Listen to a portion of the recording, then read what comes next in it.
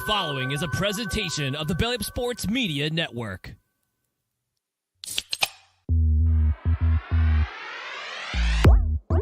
And I'm ready to go crazy because the Celtics are going all the way. Hey, Nick, go handle our light work. Bowl games matter. I would like a cold cut sandwich. Boy, You can call him Eamon Owens because he ain't got no D and he ain't got no J. James Madison. Turn your body cams off. Do what you do.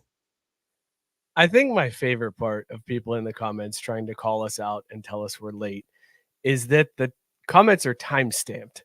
So Tyson saying late with a timestamp of 7:58 and Gabe saying late with a timestamp of 7:59 proves that you guys are wrong and you're just greedy for pizza. And it ain't happening, fellas. It ain't happening because it's Tuesday. We're on time. Craft Root Sports. I'm Mike. That's Scott. Scott, how you doing, man? That was the first time I noticed that when I was looking at the timestamps. I'm like, these idiots calling us late, and it says right there next to their name that it wasn't late. But also, if we were gonna be late, tonight would be the night to be late because I know that some bitch Matt Barr ain't watching, and so he wouldn't get free pizza. So if I was ever gonna be late, just out of spite, it would be on a night that I knew he wasn't watching. How you doing? I'm great, man. Just great. I got to watch my football team. I hate the baseball playoffs if it makes you feel any better. Like all of it. This is barreling towards a nightmare scenario for me, and I don't like it. I don't like it.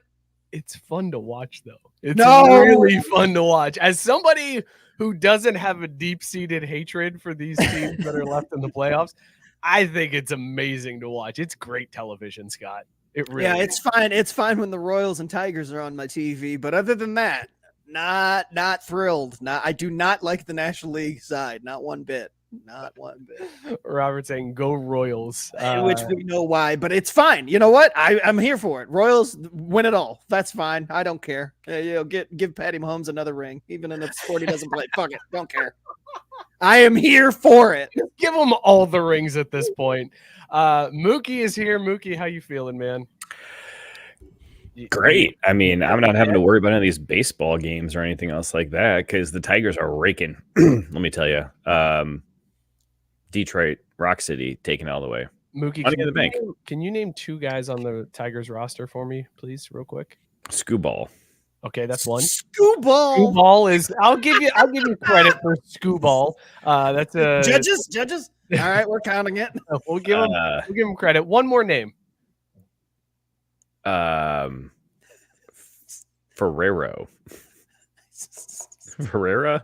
Who's the guy they traded for? Racist that you just did there, like just throwing out a.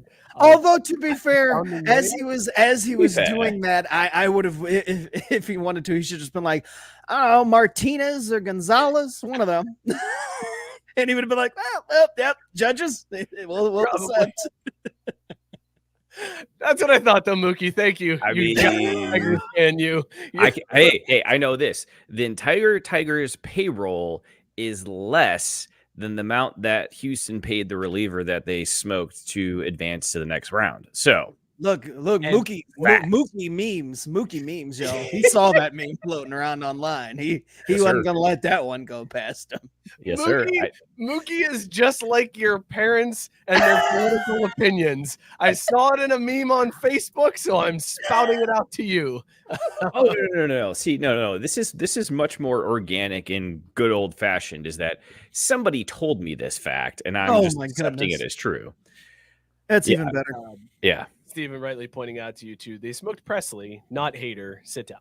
So they didn't even smoke. I mean, look, man, all I know is Detroit is 1-1 in their series and Houston's sitting at home on the couch. Them's fighting words.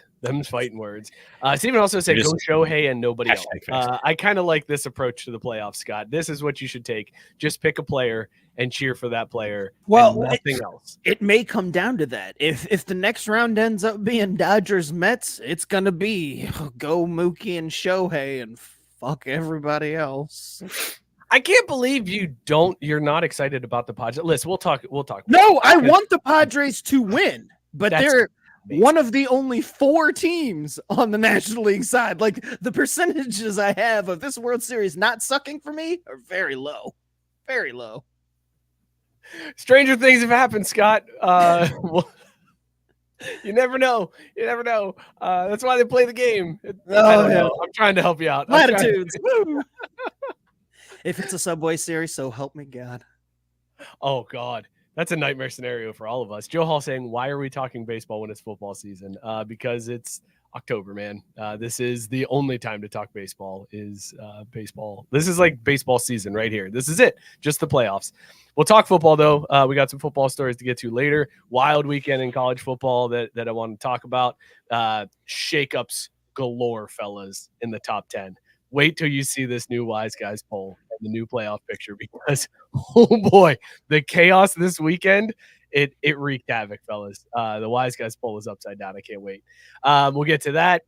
Plus, Jim Harbaugh might be a big fat liar. I'm just saying that we'll talk about that too. Tons to get to. Before we do all that, though, let's talk about the beers that we were drinking. Scott. Trey Sweeney. That's who I was thinking of. Trey Sweeney. You almost nailed it with Ferraro, though. That was close. It was close. That was pretty. It was very close. Should have went with Ferrero. Ferrero? Yeah, that sounds right. Just combine some Hispanic sounding names. Fine. Scott, what is in your mug this week? Rated on Caesar scale, dog or no dog? Back in the lab, folks. And this might be the last time officially for a little while because we're running out of beers that I just have stored in the back of my fridge because I forgot to get more. But we're going back to the well here with Cartridge Brewing Company's The Squeeze, their fruit beer, and Urban Artifacts, strawberries and cream. It just tastes like fruit punch in glass. It's so good. Like, so good.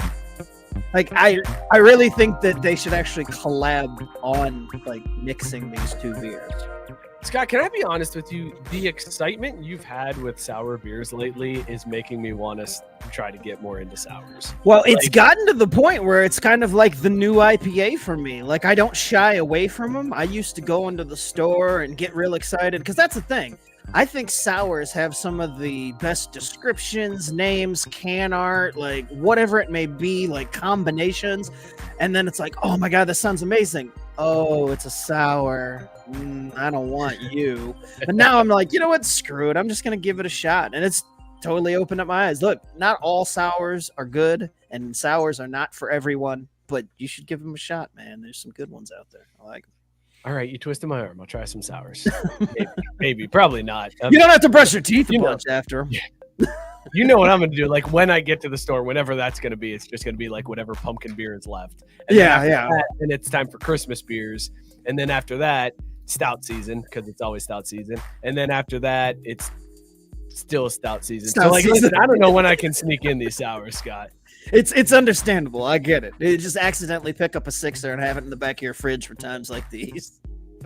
I think that's the move, Scott. You're getting at it. The only way you're going to give sours a try, Mike, is if you give sours a try.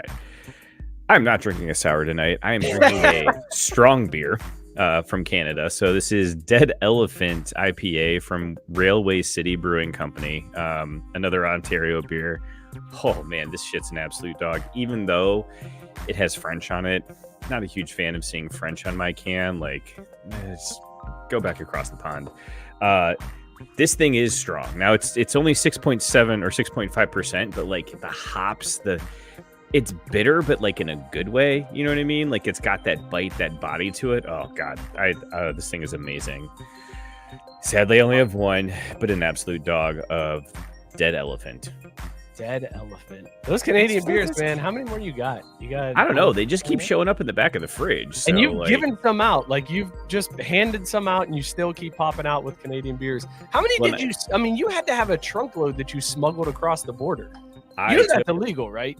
No. I read the customs law because I wanted to make sure I maximized out what I was legally able to get in without paying tax. Harvey Birdman over here. Yeah, and I got enough to have gotten. I think, Mike, I gave you 4, and I had 4 for Scott. But like, so you're just drinking Scott's 4. I got it at this point. Yeah. All right, got it. I keep asking him to hang out, and he keeps just leaving me on red. So this is where we are. That's fair.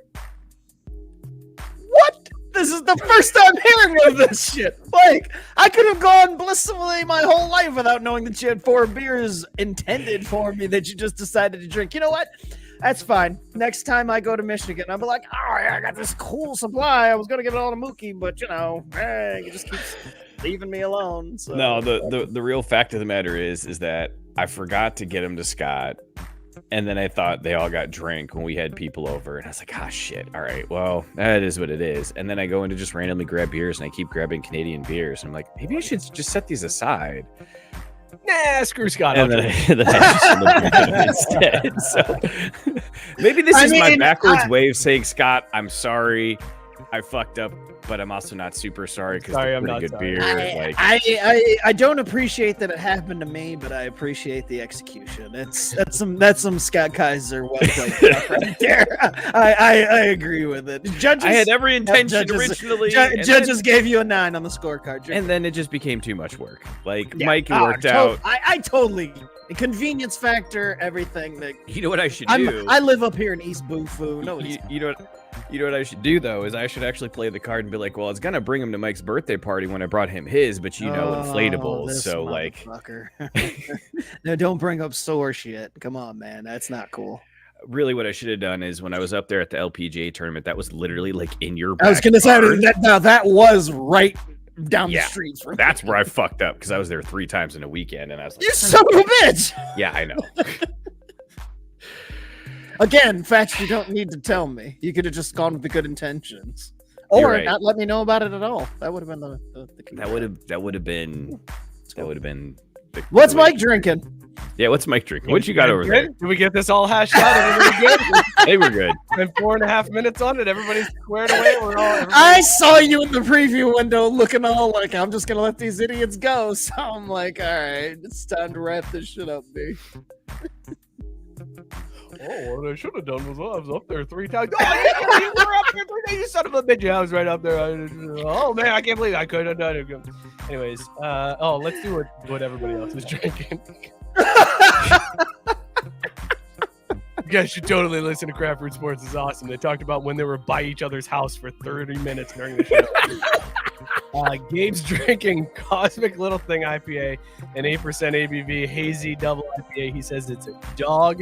Gabe also corrected me and said exclamation mark late means not late. And yes, I understand the coding language, Gabe, but I was looking for the exclamation mark 2 equal signs late, because that would be the does not equal late. So, why are you making that? Yeah. Roasted. Yeah. Come correct, Gabe. Come crazy. I'm just mad that Gabe tagged you and Tyson in the coding meme that he posted in the group and didn't tag your boy, even though I do a little coding myself. Whatever, it's fine. I'm not upset about it. Tyson drinking. Yep, this is yours this time. I love it. Juicy pumpkin as eaten saison, 6.9% ABV. The perfect blend of pumpkin and fall spices. So, dog, your mom asked for it by name. I love that Tyson comes up with a new beer each week, like a new beer name each week. Tyson needs to get a job naming beers for a brewery. He just needs to make sure that he goes in there and he's the one who checks to make sure that every beer has an ABV of 6.9%. Quality control, fellas. 7% too high. Bring this down. I don't know what you gotta do. Bring it down. 4.3. Those are rookie numbers. You gotta pump those up. 6.9 or nothing. That would also be a sweet job.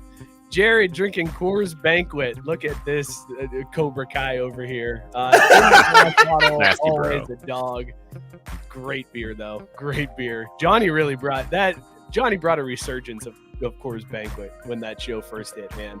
Because even I was like, he was so sloppy though, so sloppy. Get some Coors Banquet though. It was one of those beers that I was like, see, when you're younger, this is like what scares you away from drinking. The old guy who's clearly got a drinking problem, life is down and out, and it's just like, oh, that's the beer he drinks. I gotta make sure I avoid that at all costs when I get older. What does that say about me that I saw that and I was like, oh, fuck yeah, I should get some Coors Banquet. Hell Dude, yeah. Coors Banquet's good, man. Just you have a problem. But That's also a solid Coors beer. Banquet, yeah, I'm in for it. I mean, I'm an adult now with problems, so I understand it. But when you're a kid, it scares you. Like, whoa, that's what I could end up like? No thanks. I think that's why I liked it. Even Now though it's like, yeah, I'm gonna end up like I'm that. hell anyways. yeah, let's take this jump. We've been teetering on the edge. Let's just make this plunge, baby. Coors Steer Banquet, here we come. skid. Steer into the skid, man. That's the only way. The only way out is through. Steer into the skid. Steven is sipping Crawford Bach from Carbach Brewing out of Houston. Crisp, a little sweet, a bit of caramel, and just the right amount of fuzzy. Perfect summer beer. It's fall, but that's cool. I'll let it slide. Chase, congratulations, Chase. He's my man is like about to get married in a hurricane. So good luck, Chase. I hope you're staying safe down there. He said he's sipping on Splash of Blueberry from Woodchuck Hard Cider, 5% ABV for the perfect crossfade feeling when mixed with the watermelon hybrid vape. Definitely. Scott, you thought you were the professor over there. I know. I'm think, not. yeah. I am not the mixologist on this show. Chase going with a blueberry cider and a watermelon hybrid vape. Woo, my man, he cooked. I'm picturing him taking every draw and sip of that like strikeout style, right? Hit Also- the vape, hold it in, drink the beer, then blow it out. I don't like. I did not, as Chase's business manager, I did not sanction the switch of the profile picture from the R&B album cover to Uncle Joe. But I guess I'll allow it because he's getting married and shit. But I need my album cover picture back ASAP. Well, see, that's the thing. Chase is about to be a married man. He can't be making all those panties wet with that profile. Sure he There. can. Also, Mike, I got ready for it. If you want to hit what Chase said there about the relationship. Oh yeah, he said it was a whirlwind romance. Because it's wedding week. I mean, but you also, I was gonna say, but Roberts, because Robert actually had a real good singer. Yeah, in honor of Chase's Oh. wedding this weekend, he's drinking a hurricane cocktail. In all seriousness, that's fucking scary down there, man. Be safe. Back-to-back hurricanes that are just devastating. Like, dude, how is that place livable? Cat 5. It's crazy. Also, it sounds like the fiance was the one that said enough of the R&B album cover. See, that's what I'm saying. That's Yeah. what I'm imagine that she Looking looked at. for. She's like, "You look too sexy in that pic. Put up a picture of Joe." That's what I'm saying. She's like, you realize how many wet panties are out there because of this? Take it down. You know That's why that you're just meme gonna be like, Joe baby. Biden use that. Baby, the only wet panties I'm touching are yours, though. It's fine. Like, they can be wet. I ain't wading in there. We beat Medicare. Moving on.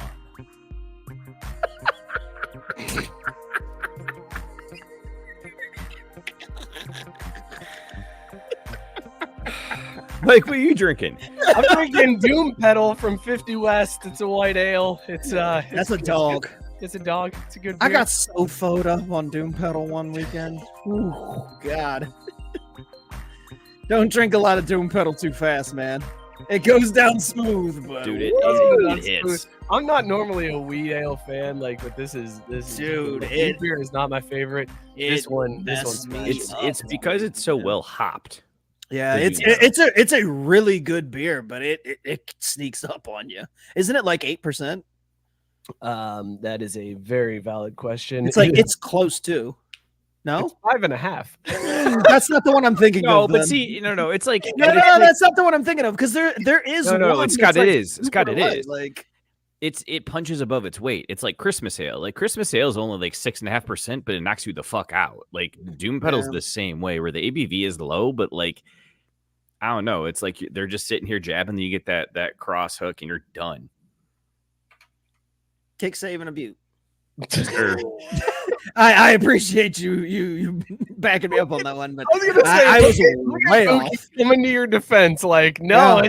it is good. It will knock you out. Those 5.5%ers, man, they Put you on your they hit ass. hard. You Speaking of kick saving Butte, Scott, we need one more owner in our fantasy hockey league this year. Might this be the year you venture in? I've been down that road before. I've played fantasy hockey 3 times. Drew, you're talking to the hockey expert on the show. Oh, that's what I'm saying. Like, let's see what you got, man. Put your I money will where your draft mouth is. only black players, and I bet I'll be able to get them by just their names. I don't think you will. I don't think I will either. I've been down this road too. It did not end well. Scott, don't worry, it's fine because you know what? On Yahoo, they put the little picture next to his name. I know, but I'm such a hockey expert. I'll just go off the names, right? I mean, how hard could it be? How hard could it be? Sounds like a challenge. Guerrero. Must be a black guy. Scooball. Scooball. It was like Scooball was my pretty favorite. close. That was great. It was in the ball. Now, did you see the other meme where his mom called him out for screaming "shut the fuck up" at the crowd on Twitter? I did. I did. That's see pretty that. good. All right. Well, I guess That. here we are. Let's start the show off talking baseball. Here's the pitch. Oh, shit. Yeah, the Scooball comes off the mound and was talking all the shit to Guardians fans, and even in the press conference afterwards, he was like, "I don't know where that came from. I've never done that before. I don't know why I did that." Like the emotion just got to him as he's like taunting the fans. In The moment got to him. That's even better. Seriously. But so that series I'm really enjoying. Also, how did this break out, Scott, for these playoffs that we have AL Central versus AL Central, NL West versus NL West, NL East versus NL East? Like what is happening here? I brought that up yesterday to Chris, and he hadn't noticed it either. I was like, you know that the only matchup we have that's not a divisional matchup is the Yankees and the Royals. And as shitty as the American League Central has been for about the last decade, just in general, when you think of like the divisions that tend to be consistently like down or just kind of middling, the AL Central is right there near the top, and we could have an all American League Central American League Championship Series. That is my absolute dream, for it to be the Tigers and Royals in the ALCS. I know that at MLB headquarters right now, they are plotting to make sure that doesn't happen. There is no way that they want that. They absolutely want the Yankees to find a way to win that series. I do love how last week on baseball, on Backwards K Baseball, I commented on the show and said, should we really have this much faith in the AL Central, or did they just get that off of the White Sox? And now they are 75% of the remaining American League teams in the playoffs. Like, I mean, it's crazy, but that's how baseball. It usually doesn't line up like this. Like it doesn't. Like there, you usually have your, obviously the Braves and Phillies seem to keep facing each other there for a couple of years. I was going to say, it seems like it's been happening more and more lately. Well, I think with the expansion and the way the wild card works now, and you just it's one of those quirks that has happened, and it just so happens that these divisions, there's a division that gets 3 teams in.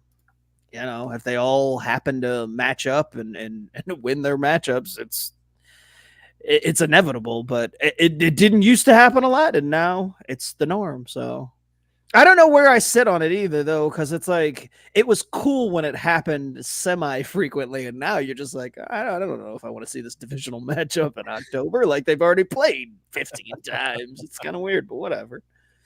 We're getting to the point, Scott, where it's just going to be, okay, here's what we do. All the divisions have a tournament, and then the winner of that tournament goes into the playoffs. I'm here for that. I am here for that. Just a weekend tournament too. Like softball rules. Yes, exactly. Like round robin. Everybody starts. You might play 4 games in 2 days. Yes. For the playoffs. And you better figure out how to structure that. Mookie, why did your eyes light up when I said that? You like legit got excited when I said that. Well, because at first I was like, oh, yeah, and if we do it that way, maybe we just merge a couple of divisions into, I don't know, maybe we call them conferences, right? And we go that route with it. But then you kept talking, and I was like, well, wait, like, why not do it, but like Little League style, where you do the round robin, then the double elimination? Because they'd still want the gate of a 7-game series. Yeah, forgot about the money part. Are you trying to turn Major League Baseball into the Little League World Series? Is that what you're trying to do with this? Well, like, I like the double elimination aspect of like the bracket part of Little League, and like, as a way to like combat the like, oh, it's just the AL Central playing itself kind of thing. I was thinking like, yeah, if you have a double elimination bracket, maybe that provides the Houston Astros a way to climb back into the finals by winning their way out of the losers bracket or whatever. But I don't know. Are we solving a problem that doesn't need to be solved? Like, I'm just saying, like, I think what's going to happen, because we continue to see like the wild card expansion, we continue to see like more and more teams get in. I can see a future where Major League Baseball is like, okay, here's what we're going to do. At the end of 162, that's where you're seated for your division tournament. And then you have a tournament within your division to see who represents your division in the playoffs. The winner of that tournament moves in, and then there's one wild card spot out of it. And then they'll eventually expand that wild card spot. So we have division tournaments so that you can sell more gate. And then basically we're going to have 300 games by the end of it. We're going to play 300 really baseball games. And all 30 teams will be involved. Yes, too. everybody's in. There is this 162 means nothing because you can win your tournament and make it into a pointless regular season. You win your divisions tournament, you're in, and then even if you don't, you have a chance at the wild card, one of the 6 wild cards that they've expanded to, and just everybody's in the playoffs. So then I won't stop until we have an A's wherever they're playing at and White Sox American League Championship Series.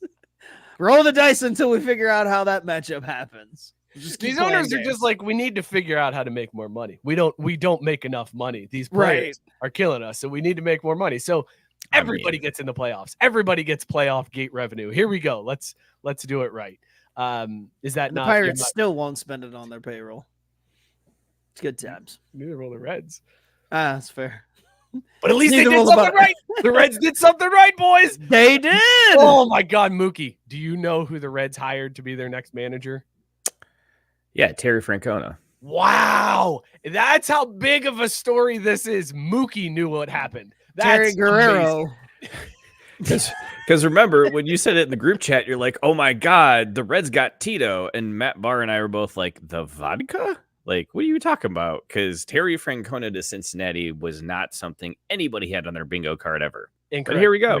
Chris had it on backwards game. Yeah. He called it. Yeah. When did he call that, right though? up. How long ago was it? It was a week ago. week before. On Monday, he said it was just like, I threw it to him, and I'm just like, so, who do you think that they should hire? And he said it, and I'm like, he texted me later. He texted me later and was like, what? Who does he think they should hire? Or who are they going to hire? Because Terry Francona is the a thing. great hire, but I would not have thought the Reds could have made that And pull. that's why my response was more or less like, yeah, I don't think that's going to happen. I mean, he had health issues. And in the back of my mind, I'm like, the fuck would Terry Francona want to coach the Reds? Like, there's no reason for it. And then it happened. And Chris made sure that he pointed out in the text message that, he was like, I got not so subtly told on the show that wasn't fucking happening. So he sent me the old drinking in this dub gif. And I was like, yeah, you fucking earned that shit, because I wouldn't have called it. I would have lost a whole lot of money if we were betting on that. So I don't gamble. Well, nobody would have bet on Terry Francona coming to the Reds. Like, nobody. I don't even think Reds ownership thought Terry Francona was coming to the Reds. I'm pretty sure they were like, should we ask Terry Francona? And they were like, sure, ask him. Like, what's the worst he could say is no. And then he was like, sure, I'll do it. And they were like, what the fuck? They were like the dog that caught the car. They were like, what do I do? 3 years. I don't know. How long do you want to be here? Whatever, Terry. You name the terms. Like but that contract term, Scott, is very clear. Like, it's all in. This is it. This is the window, because that pretty much aligns with all of those rookies' contracts expiring. Yeah. When you have to start getting rid of them. This is it. This is the Reds saying, we are going in this window. We have to win. Otherwise, it's mediocrity forever. So I'm looking forward to that. Gabe asking, he says, I wonder if Pete Rose is in the running. Oh, wait, too late. I mean, Pete had his shot. he managed the Reds. He blew it. Let's not overlook the fact, though, that the Tito news does bookend all that nonsense, because I don't think we're going to have to worry about hearing about that anymore. But, man, when they gave the moment of silence at the FC game this weekend, my wife turned to me, looked at me with a big grin on her face, and she just goes, don't do it. Because I'm biting my tongue in pieces with them. He was a great baseball player and always stood for hustle and child rape. Did everything he could to uplift this city by gambling and besmirching the name of the franchise. Like, I don't even care about that. No, they don't give a shit. No one Gambling. fucking cares. I will say though. Crazy Now, when people talk about it. They're like, "Well, the sport." I will say though, shout out my boy Vince. He was listening to our show Wednesday of last week and texted me immediately. Goes, "Are you serious about Pete Rose?" I had no idea, and I'm like, "Yep." And he goes, "Well, fuck, man." I go, "Yeah, sorry, breaking story here on Craft Root Sports." And that's the problem with it. That's Exactly. the problem with Pete Rose's legacy, right? There's not enough people know about that. Nobody talks about it. It's public record, and nobody talks about it. So I'm glad we did our part here on this show to educate folks on the piece of trash that Pete Rose truly was as a human being. Awful human. Tyson wants to know, why is Francona a big deal? He's a 2-time World Series champion. He broke the Red Sox curse. That game with Bronson Arroyo getting the ball slapped out of his hands by Jeter. Francona was the manager of the Red Sox during that run. Got the Sox 2 World Series. He took the Guardians to the World Series. The dude just turned Game around 7 against the Cubs. He almost brought a nearly title won to it. Cleveland. This dude just wins. He's a perfect culture guy. He gets the best out of his players. This dude is a winner. And it's not somebody that the Reds would normally hire. I was fully expecting the Reds, everybody's like, "Oh, I want Barry Larkin," or "I want this, that. I want Skip from Miami. I want I thought for sure it was going to be, here's some no-name guy that nobody's ever heard of. And instead they're like, Francona, 3-year deal. I was like, this is crazy. Where am I going to go? I'm going to go right fucking here. And I'm right back. You sucked me in, you sons of bitches. But that's the craziest thing is it was a home run hire, and they did it the exact way that you have to. They fired Bell early, got out in front of everybody else in their hiring cycle. So anybody else who maybe had Francona on their short list and was just kind of playing the season out, they missed out. Everything about this move was very anti-Reds. It's shocking that they were able to get him. The only thing that would have been more surprising is if Francona went to, the Marlins or some perpetually just morbid franchise that has never done anything ever. Like the Reds. But the Reds at least have the history, even if it's not recent. They have that pedigree. The Marlins have a more recent World Series. I know, but I don't want to talk about that. It's confused that the Marlins just somehow have defied logic in their history and their existence. Okay, they don't count. They're mostly a morbid franchise, except for the fact that they also have 2 World Series titles. The Reds haven't gotten out of the first round of the playoffs since 95. All right. They haven't won a first round playoff series since 95, Scott. It's a train wreck of a franchise. Okay. I could do a whole show on the Reds and Francona, but we won't. Let's get back to these playoffs. It is weird that the Yankees Royals series is the least entertaining one to me. I have no interest in anything in that series. I want the Yankees to lose. They're not going to, so I'm not paying any attention to that one. If I had to rank these, so Scott, I'm going to do this: sip, chug, drain, pour on these. We're casting away the Royals, Yankees. The remaining matchups, you've got the Tigers and the Guardians, the Mets and the Phillies, the Padres and the Dodgers. Sip, chug, drain, pour those matchups in the MLB playoffs. I'm drain pouring the Phillies and the Mets. I want the stadium to blow up. I want those 2 teams to just the series to get canceled, for there to be no winner. I want no joy to come to either of those fan bases. Fuck that series. I'm pouring that in the drain twice. And then the first ever double drain pour. And then I guess I'm chugging the Padres Dodgers because I enjoy how chippy it's been. I don't enjoy the fact that the Dodgers fans are quickly becoming some of the worst fans in all of sports, not just baseball, but they're trying to take that title from both New York franchises, and I'm not okay with it. But I do enjoy San Diego and how much seemingly, baseball fans and specifically LA fans dislike everything about this. So I'll chug the San Diego LA series, and I'm all in on these Tigers, man. Hear them roar. Woo! I'm sipping on anything the Tigers are doing. You're riding that Scooball train. Yeah. Guerrero and Scooball, we riding, baby. Guerrero and them boys are just killing it out there in Detroit.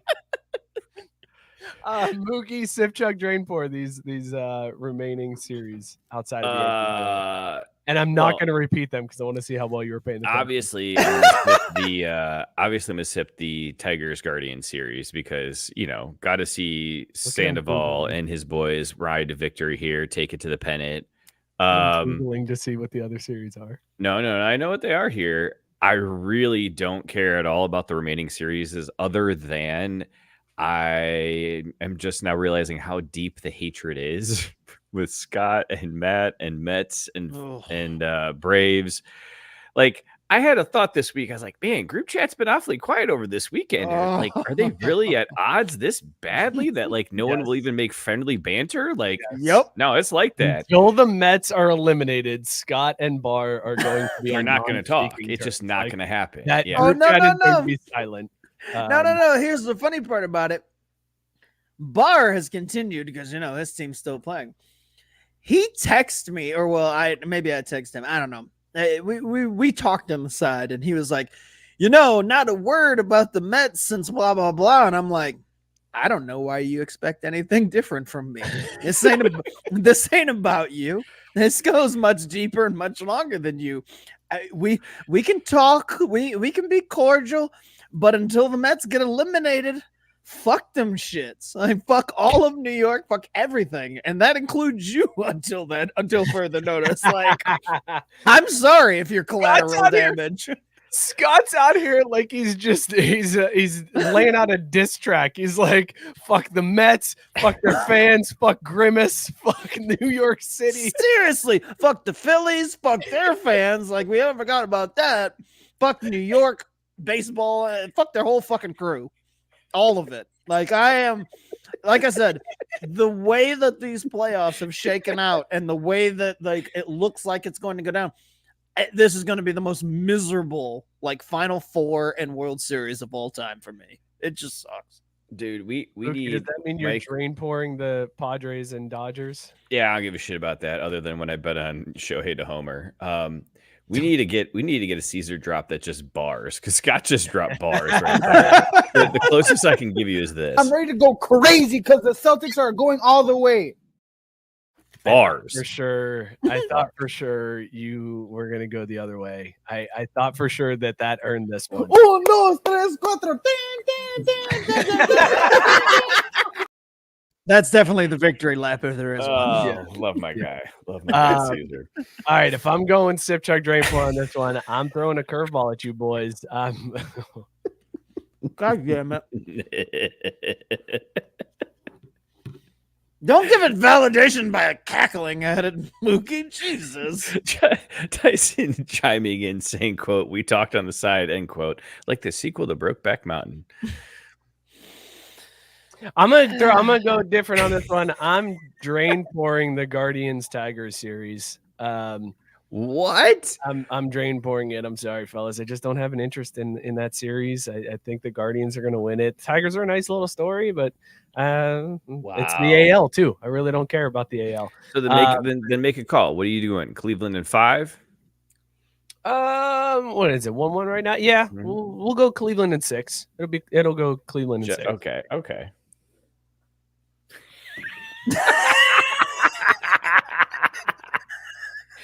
That was for you. The muted little hole. That was absolutely for you in that take. I was gonna go boo this man, and I was like, no, he doesn't even deserve that. He's just getting. He doesn't deserve audio. I'm not interested in that one. Like I don't know. That series just doesn't. And I will say it's the Detroit Cleveland series is very much a baseball fans series, and/or you've got to be a fan of one of the two teams. Otherwise, there's no reason to give a shit. It's about not Cleveland as and Detroit. It's not as amped up as the NL series in my book. Like these NL series, first of all, you've got, and I know you don't like the Mets, Scott, But Jesse Winker, former Red, is a fucking asshole, and I love him. Like that dude gets so fired up. I'm over glad that every- we agree on that part because he is a fucking asshole. He was an asshole when he was with the Reds. Like it's amazing because the Mets are now like, Jesse Winker, I love you. And I still remember Jesse Winker being in left field, like flipping off Mets fans and then being like, fuck Jesse Winker, piece of shit. Now they love him and they're sucking on it. Whatever, he's fine. Mets fans are the worst. Well. That dude, I love his intensity. I've always loved his intensity. So I love that flair. But so I would chug that one, and I am sipping on the Padres-Dodgers series because that intensity. Mookie, I don't know if you saw what happened in the Padres-Dodgers series, but there was a home run. It looked like a home run ball that Mookie hit. And the left fielder, Profar, I can't think of his first name right now, makes Jerkson. It's not your everyday first name. Jerkson. It's okay if you can't remember that one. The truth? I couldn't remember how to pronounce it, Scott. All right? There. Peel back the curtain, you son of a bitch. See? Lay it bare for everybody to see and laugh. And all I was doing was trying to help you because I was like, if you forgot it, I mean, it's understood. How many Jerksons do you meet out on the streets? I mean, no, that came off like, how do you forget a name like Jerkson because it's such a unique name? That's like, not what I meant it to be. But I mean, how many Jerksons do you run into? And then I realized I run into a lot of Jerksons every day based on where I work. But go ahead. So Profar robs the home run, Mookie, all right? And then stands there and stares at the fans. Nobody in the stadium knew that he caught the ball. And Mookie Betts is just running the bases thinking he just hit a home run. And then as he gets to second base, Profar throws the ball in and everybody realizes that Mookie Betts was out. It was just Profar and like the four people that were right there in front of him when he tried to catch it. And he taunted them as Mookie Betts is running the bases, not realizing he's already out. And then Profar comes back out with a ball and hands it to the fan, and the fan immediately takes the ball and fucking chucks it onto the field. Amazing move by that fan to just be like, I don't want your fucking ball. Just launches it back onto the field. But then things took a turn for the worse because then they started throwing balls at the Padres players. Fernando Tatis was out there just shaking his crotch at people. They were hitting dingers and they just kept throwing the balls back in. This series is fucking amazing, fellas. This is great for baseball. I love it. I'm here for it. Hands down, sip this series. I will say that was one of the funniest, like, because I've seen guys do this before where they catch the ball and nobody realizes it in the stadium, and it's usually in this really big moment. And I don't get me wrong, playoffs, every moment is big, so whatever. But it happened in the first fucking inning. And usually when somebody robs a home run and does that, they're not going to do that whole taunting thing, like in the way that Profar like played it out in the first inning. So that's what made it funny to me. But Dodgers fans, man, like throwing stuff on the field and throwing things at players, it's just not fucking cool. I can't condone that for any sport, for any fan base. Like throwing stuff on the field is Bush League, dude. It is Bush League. It's not cool, but it has made the Padres that much more of a fan favorite. Like people, I love them. I love them more because of how the Dodgers fans are acting, and the Padres are feeding off of it. They are taunting the shit out of these Dodgers fans are throwing shit at them, bottles and baseballs, and the Padres outfielders are just taunting. Fernando Tatis legit looked like a WWE wrestler out there. Like just dude out there salsa and gyrating his nuts at the fans. I loved it. It was great. Nando should have danced on him more. Mookie, did I sell you on the series? Would you I mean, now? Fuck this guy. Like, you caught the ball. Good job. You did your job. Like, big deal. Like, your dick ain't big. Get out of here with this shit. Like, He caught that ball like 3 rows deep with people. I was going to say, I don't know, man. I don't know how many home runs you've robbed, but that's pretty sweet. In the playoffs, no less. That's look, he plays left field. Like, that's the weakest outfielder, first of all. So, like, he's lucky to be on the field with that shit. Second of all, like, it's the first inning. Who cares, bro? Like, Mookie, when you played Little League, what position did you play? Shortstop. Bullshit. Get out of here. Get the fuck out of here. There's no way. There's no way. Bullshit. I'm calling bullshit on this one. Go ahead, call bullshit all you want. Like, I know the facts. I was there. Cool. That doesn't deter me at all. I want to see. I need box scores. You need lineup cards and shit. Yeah, there's no way. I need a notarized statement from Mookie's Little League coach that says he played shortstop and not because the starting shortstop was sick. Like, I need a note. No, dead, not just sick, dead. Like our starting shortstop has died. Sorry, kids. Our best option available is Mookie. Oh, I know, but we've got it. We were a team. We've got to pick up our teammates. Like, that's the only way that happened. Under no circumstances will I believe anything else. Guys, I've told you, next man up. Like, this is just what happens in baseball. And y'all can talk all the shit you want. Like, I remember it too. The best part was I think it was like 6th grade. We all took a break from soccer one summer and played baseball to like cross train and do something different. And we just ran the whole league and then walked off and never played after that because it was boring. Just stood around while kids struck out. I don't believe any of this story. do we have? I'm trying to find right now. There's not quite. We need another drop now that just calls out bullshit. Yeah, because this is bullshit. Oh, I remember me and all my soccer player friends just decided to play. Yeah, the real athletes took a summer off and played baseball. And then after a game one day, I went into the Temple of Doom and I got the Holy Grail, and it was no big deal. I mean, it was whatever. Then I went to soccer practice because real man sport. Fuck out of here. Or Croft showed up a little late. Like, hey, baby, sorry about your luck, but we go get some ice cream if you want. Like, sorry, I was off hitting dingers, guys. Right? Yeah. Practice. How old were you this year, Mookie? What in this illusion that you've created in your head? How old were you? I think it was 6th grade. It's like 12. 6th grade. So you're like 12 years old at this point. So you're telling me a group of kids who never played baseball. No, I didn't say we never played. We had played earlier, then we had focused on soccer, and then we went and gave it a summer to just switch things up.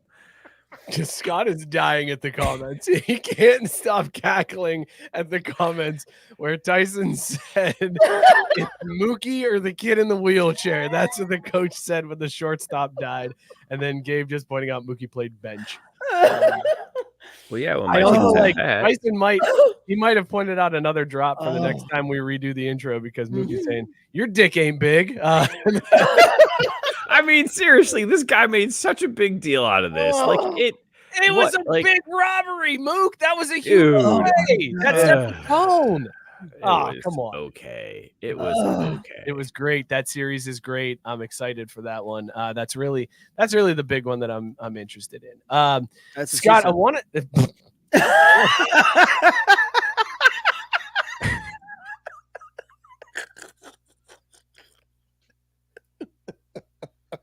That show's been off of the air for like 20 years, and a good "that's what she said" joke still gets every time. Every time, dude.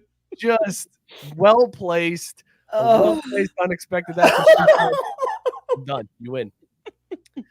Scott, I wanted to talk baseball business with you for a second because I did not get a chance to see Backwards K Baseball, but I don't think this story was out until today, so I don't believe you guys talked about it.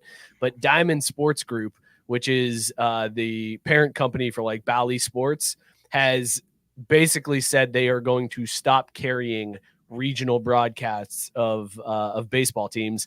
Everybody except for the Atlanta Braves. That's the only one that Bally wants to hold on to is the Braves. Everybody else, they're like, we're cutting ties with all of them. They've got the Rays, the Tigers, the Angels, the Reds, the Marlins, the Cardinals, the Royals. They had the Guardians, the Twins, the Brewers. They got rid of all of, and the Rangers too. Got rid of all of them. They're like, we're done with all of these. We're keeping the Braves. We're keeping the Braves. We'll see what happens. Every other team, though, is now left looking for someone to broadcast their games. 3 teams announced today that MLB will be broadcasting their games, and that was the Guardians, the Twins, and the Brewers. They are now those games will be broadcast by MLB. produced and broadcast by MLB. The Rangers are still up in the air. They're breaking away from Diamond, but they are looking for other local affiliates that could possibly broadcast their games. So Scott, with this like falling apart of the regional network, which we've seen coming for a while now, ever since Fox had to like divest and get rid of those regional sports networks, we've seen this like shrinking and shrinking. Are we finally getting close to the end of blackouts in baseball? Like, is it on the horizon now? I mean, I think that's what this whole movement was like gearing towards, kind of, sort of like why.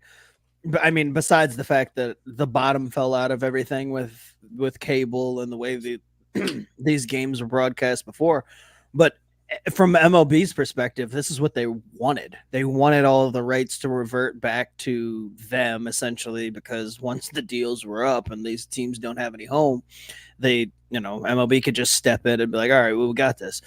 And that's their goal, is to make sure that all of these things are able to be broadcast over. And I hope to God we get rid of regional, blackouts and all this other stuff, because it is, one, it's time, but two, it's extra annoying that you can't watch a team either because they're in your own backyard or because, when the Braves come to Cincinnati, I can't watch the games, and vice versa when they're in Atlanta.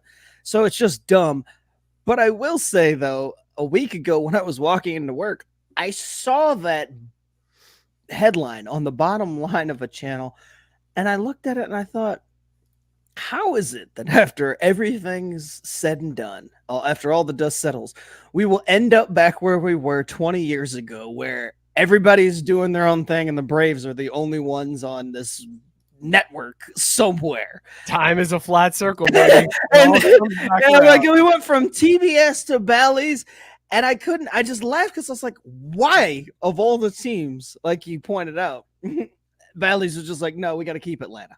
It just had to be Atlanta. They cut last year's World Series champion. They got rid of last year's champion, and they were like, "We're keeping Atlanta, though, baby." Like, you see those numbers? That's the only thing that I can think, is that just proves the money that is behind all of the Braves fandom throughout the country, because they wouldn't. I mean, regionally, you're not worried about this all that much anymore, but if you can make money nationally off of this, there's obviously a reason to stick around, and the Braves have that staying power because of TBS. Like, all of this is because of TBS. Yeah, there's from the Braves' perspective. When you look at the list of teams, go ahead, Mook. Why? Like, Why I know Turner is located, like, Atlanta is its headquarters or whatever, but why is TBS? Because they. Valley?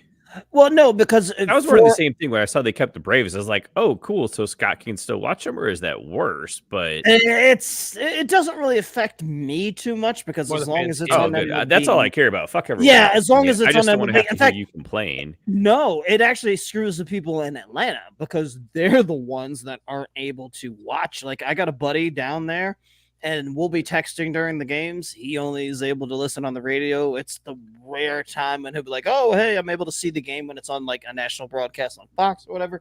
Right, but the reason it's tied to TBS is because they created an entire generation of sports fans, of baseball fans. Gotcha. Right. And because that has continued on, they're the ones that bring in the numbers, like, no matter what. And so they've got staying power across the country versus just Cleveland.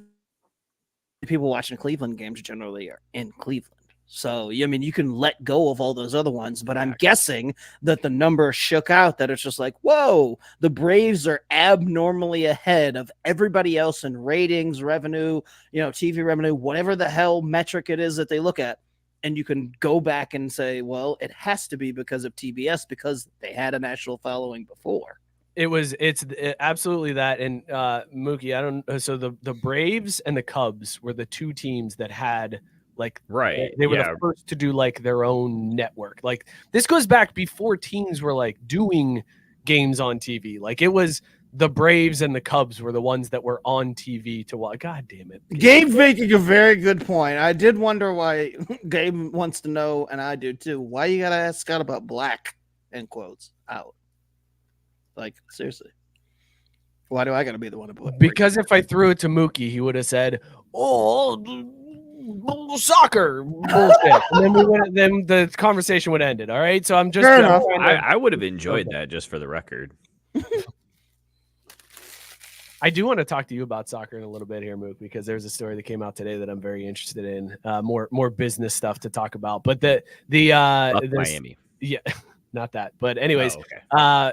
So Turner started broadcasting the Braves in like the 70s. Like this was like in the day, Right. and it was a national broadcast. So they get this huge fan. And Scott, I think you hit the nail on the head when you look at every other team that Diamond Sports Group had, that Bally's had. They are all regional. The Braves were the only one that is the national brand. So it makes sense to keep them and try to use that as like a springboard to. And real quick before we move past that, I think because Atlanta had signed this really weird deal way back when, and I think in 2027 is when the rights like revert back to them, or they're no longer tied to the Bally's thing or whatever. So I think that's when they can finally do their own thing or be in the same boat as like the rest of these teams, where it's like it's not the choice of Bally's or whoever owns the rights to those games.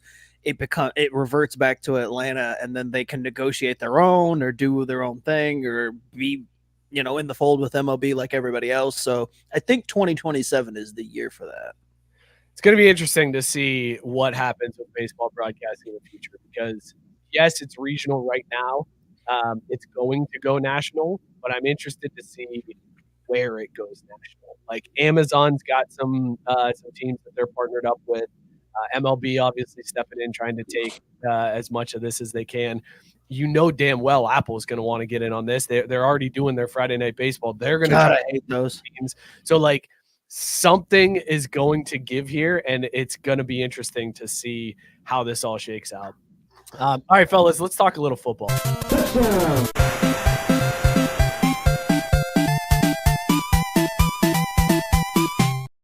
Crazy weekend this weekend in college football, Mook. I don't know if you had money on any favorites, but you lost your ass if you did. What a weekend, man.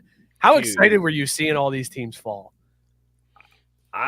I honestly, it wasn't them falling as much as the aftermath that I loved. I don't know why, but I feel like it's been a minute since we've had a good old fashioned tear the goalposts down and carry it across campus moment. And we had two on Saturday. Like I've become so enamored. I might have a problem because like, not only did I chart the route they took the goalpost through Nashville, I was like, talking to my buddy, and we're like, so what would it be like to do that at Nippert, like down at UC? And we're like, well, it's really hard to get out of the stadium and get up Calhoun Street, but once you're there, it's basically all downhill until you get to the river.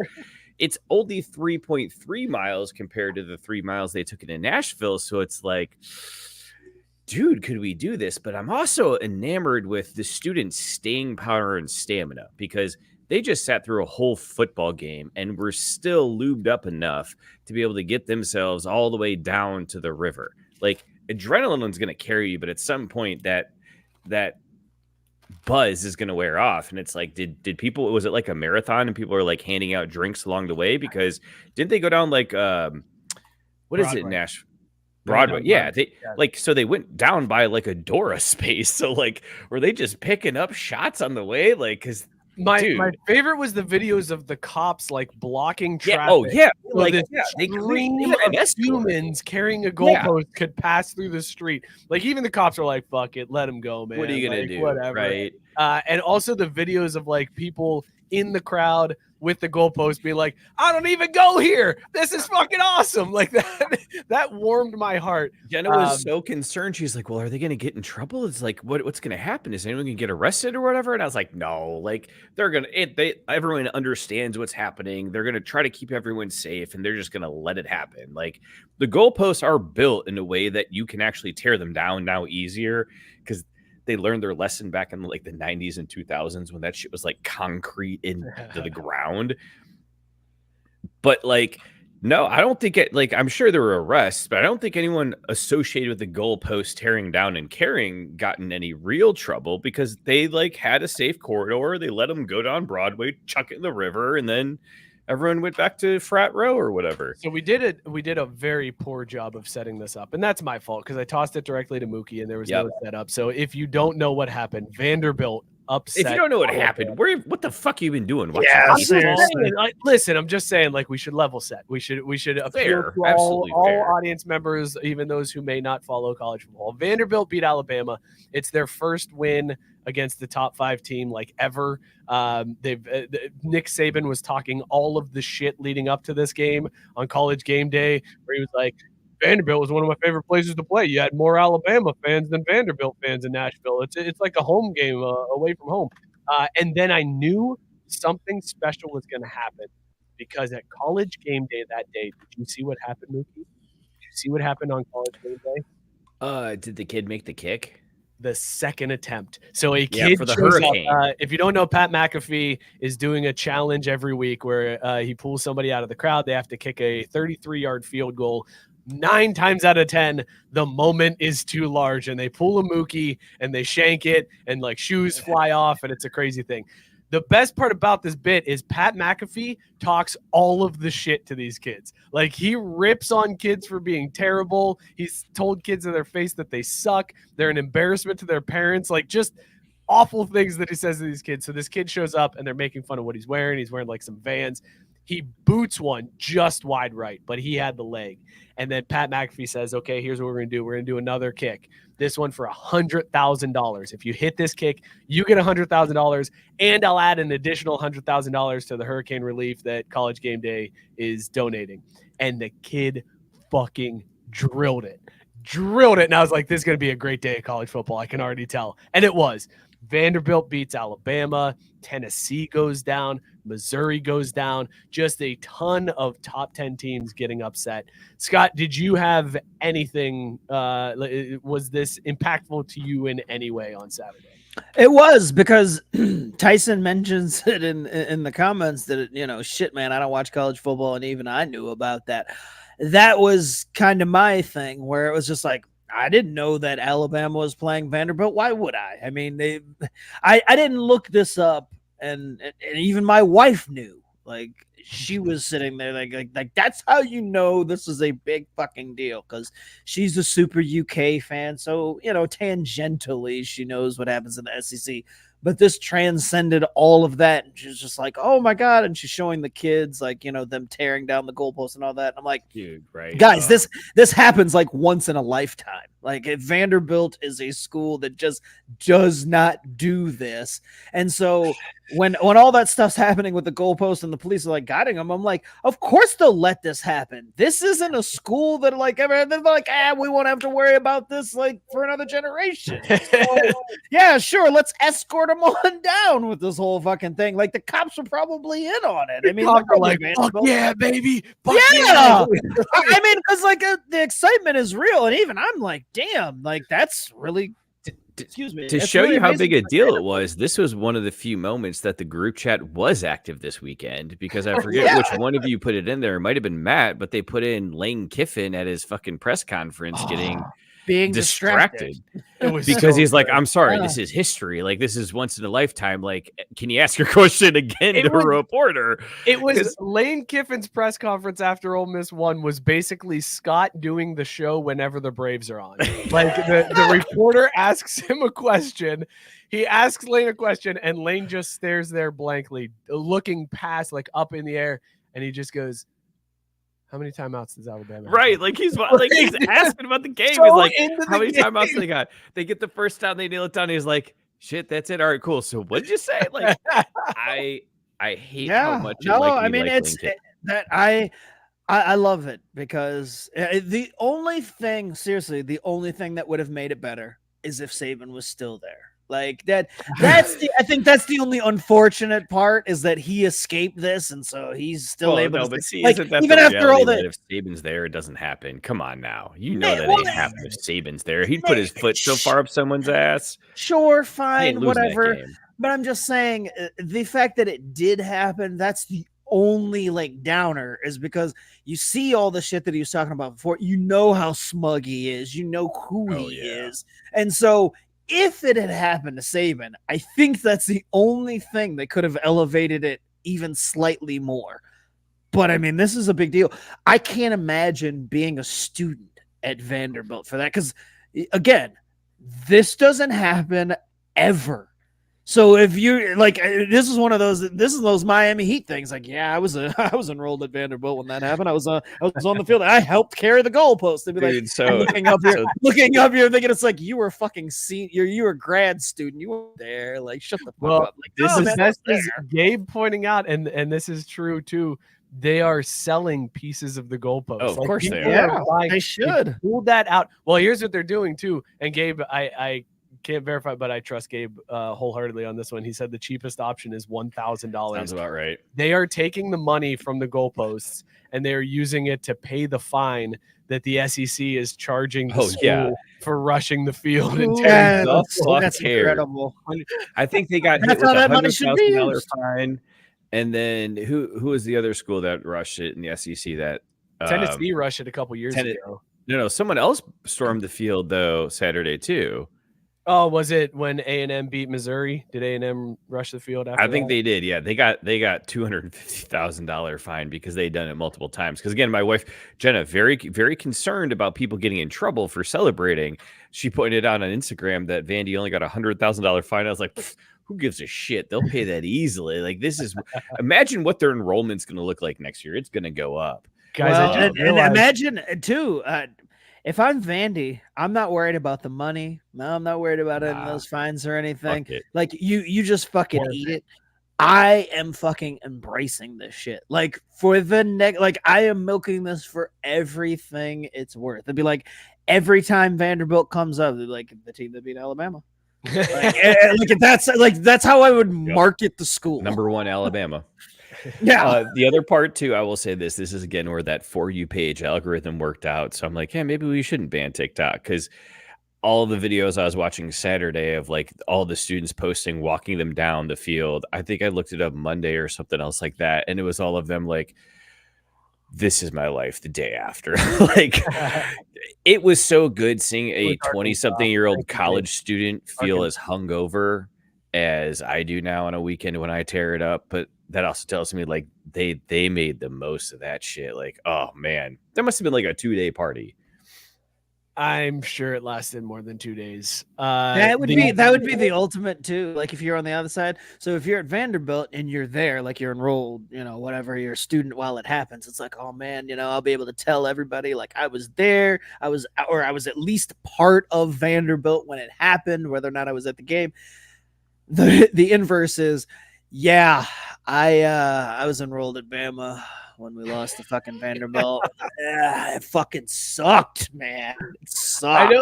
I know how bad that feels, because similarly, my high school was like a great football powerhouse for years. My freshman year, they went to the state. I think they made it to the semifinals. And then they changed coaches and sucked. My junior year, we were 0-10. So I'm like the part of the class that's like the disgraced Cardinal Mooney Cardinals that are like, oh, you guys went 5-5, 0-10, and 5-5 in 3 years. You're pieces of shit. And then right after my class left, they won the state championship. So I kind of know how these Bama kids feel being associated with the shitty product that lost to Vanderbilt. Did you see though that Vanderbilt's quarterback is trying to cash in now? Good. Let him. He should. He's trying to cash into the point of he's like, I'm sitting out here unless I get money. He is not. That would be amazing. That would be pretty fucking amazing. In his post-game interview, he yelled out, "Vanderbilt, we're fucking turned!" Like, he was all excited. He had to apologize for swearing in his post-game interview.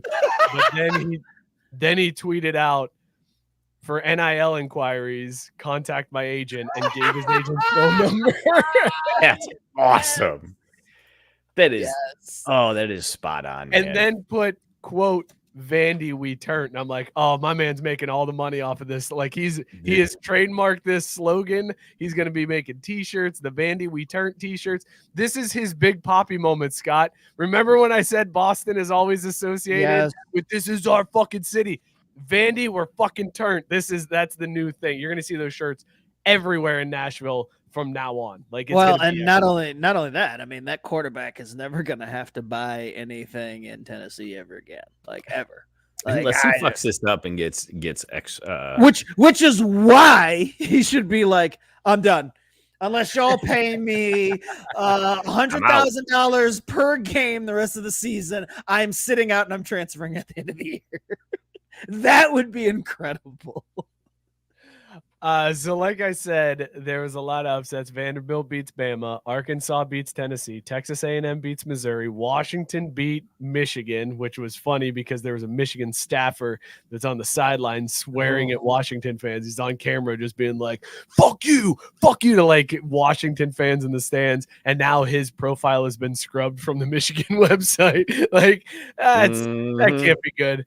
And then Minnesota beat USC. Who would have thought that having to travel from California back and forth across the country would eventually take a toll on 18 to 22-year-olds? And you lose to the Gophers. The Gophers. Oh my God! Right? Not even like when the Gophers were like hot with like PJ Fleck and they were rowing the boat and shit, and everybody was all excited about. No, like the Gophers now. It's like with PJ Fleck rowing the boat and shit. Still nobody's excited rowing the boat. About Someone's like, "Yo, dude, you could get." They make motors now. Like they've even got electric ones if you're green. Or hell, I don't know, Coach. Maybe we put up a fucking sail. Oh shit, boys! You know what that means? Spaghetti. Mamma mia! It's the Wise Guys Top 10. It's gonna be filthy this week, dude. It's me. all The upside Wise down. Guys are top of 10. It's a cold cut sandwich. My new... You got one, Mook? You got one! My new favorite thing is just dropping this music in the middle of Mookie talking. Yeah, that's good. I like that. I like this new bit. I am digging this quite a bit. All right, let's pull up the Wise Guys Top 10 for this week. Like I said, lots of upsets this week, fellas. So we will see how it affects the Wise Guys Top 10. If you're new around here, this is where we look at our top 10 rankings based solely on Vegas odds to win the national championship. It's the only real way to rank college football because without that, what are we even doing here? So let's go here. Number 10, Texas A&M plus 5,500. That's a long shot right there at number 10. We're getting deep into the season where these numbers get crazy. LSU's at number 9 at plus 5,000. Hey, Mookie, the odds didn't change, but the ranking did. Notre Dame, number 8, plus 4,000 to win the national championship. Number 7, we have a tie. Miami, Florida, and Clemson, both at plus 2,200. Number 6, another tie. Tennessee, Ole Miss, Penn State, all plus 1,800 odds to win the national championship. And number 5, Oregon, plus 1,000. Are you ready for the top 4? Are you ready for this top 4 in this shakeup move? They're going to be identical. I said this shit pre-show. I saw it in your face, too, because it's like they're either going to be completely different or exactly the same. Number 4, Alabama. They drop to plus 650. They fall slightly in the Wise Guys top 10, but they are still hanging on to the top 4. Despite being upset by Vanderbilt, Alabama still has tough team. Strong team on the road. You know, good loss. Quality loss. Number 3, Georgia, plus 500. Number 2, hook 'em, the Texas Longhorns, plus 400. And number 1, their odds got even better this week, Ohio State, plus 280 to win the national title. Scott, as you look at these rankings, despite Alabama losing, still having a plus 650 shot to win it all, what's your take?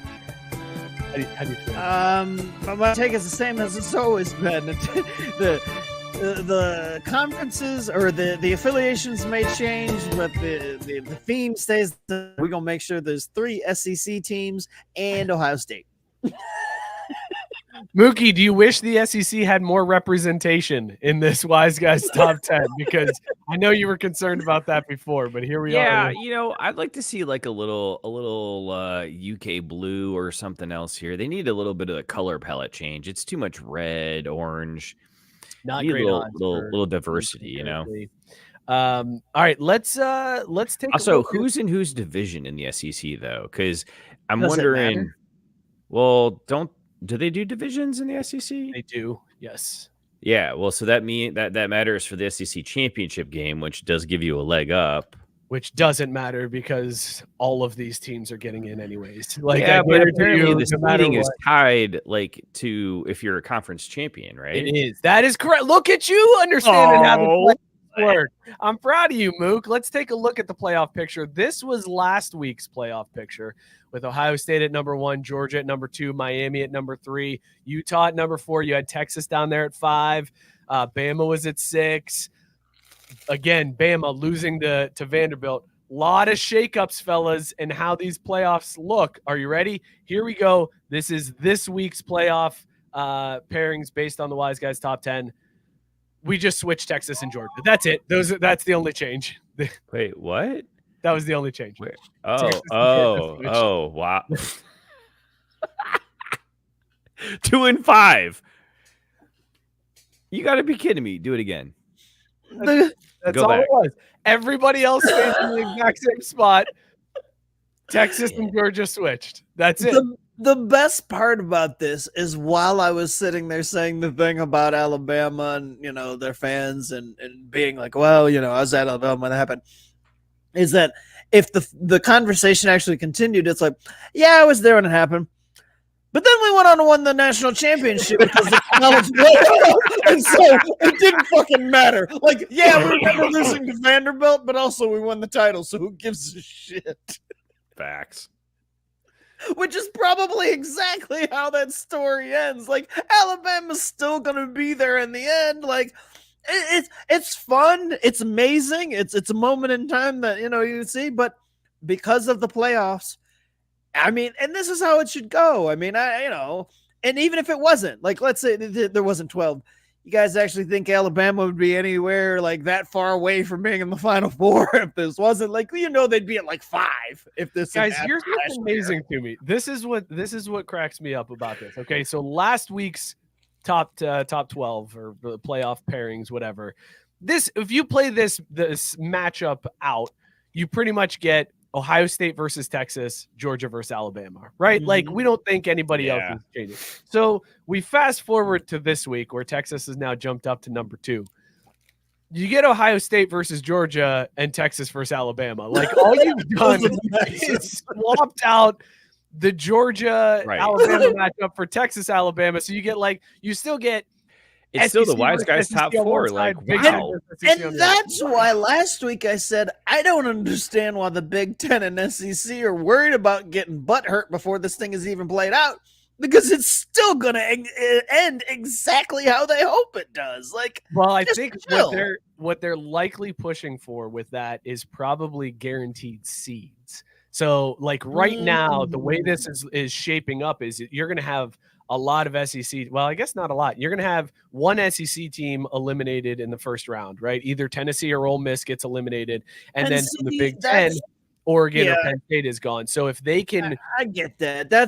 But that's where I'm saying, you guys got to get fucked, because you want the playoffs. You need to get good. You can't. Well, that too. But I mean, you want games. the playoffs and you want the more teams in them. You can't sit there and complain about the fucking seeding, especially when it's still lined up to where you're probably going to get 2 or 3 teams into the Final Four. Like, come on, guys. You're getting everybody. Like, you can't. Yeah. Like, I mean, like, that's why it doesn't make any sense that they're already preparing to complain. Like, to get upset when you have between the Big Ten and the SEC, between those two conferences, you have 1, 2, 3, 4, 5, 6, 7, 8, 9 of the 12 teams are between those. The only 3 spots that don't belong to the Big Ten or the SEC in the way this is shaping up for us are the guaranteed spots to the other conference champions. That's it. I guess in Clemson, number 11. So there. See, that's what I was gonna say. That's where the real problem is. You got to get rid of that Tiger thing. Also, I did this week. Notre Dame was research. Notre Dame is first out in this. Yeah. This week. I know Sarah's not listening, but that's the 4th Google tonight. There are no divisions in any conferences anymore. Also, if you go to like ESPN's college football standings page and click on the Pac-12, it's really funny looking because it's just the 2 fucking teams, man. It's just so Oregon State Beavers and the Washington State Cougars, and it's like, You suck. It's laughable. Easy to win a conference championship, though, bro. I mean, right? Do you think You got a 50-50 shot. Or do you think they each get a division title and be like, hey, you won the Pac-12 North this year? Just because, I would. Right? I'd be at the schools like promoting it too. It'd be like Pac-12 champs. Like, wasn't that conference of 2? Yeah, Pac-12 champs, bitch. You heard us. Pac-12 state champs. They're both claiming that they won their state. Yeah, I'm still going all out as if it's as deep as it ever was. Like, fuck it, they don't need to know. Banner's still getting raised. You know how when a team is winning the national championship and they're dumbass fan. I'm talking SEC teams here. I'm not even talking about other conferences because it's just the SEC that does it. They all chant like SEC or like people are posting like SEC, all right, SEC winning the title. Like, can you imagine how sad it would be if the Pac-12 was doing that and like the other teams' fans are just like, Pac-12, we did it! I'm so excited. And then you just the saddest scene of fans trying to rile up the conference. They have a chance to have their conference go undefeated in bowl play. That's saying something, right? It would also be embarrassing because the chant would be tough with only 2 syllables. Pac-12. Pac-12. It's like Pac-12 clap. You got to get a clap. Yeah. Like they're struggling to extend that. Like they don't even have enough syllables.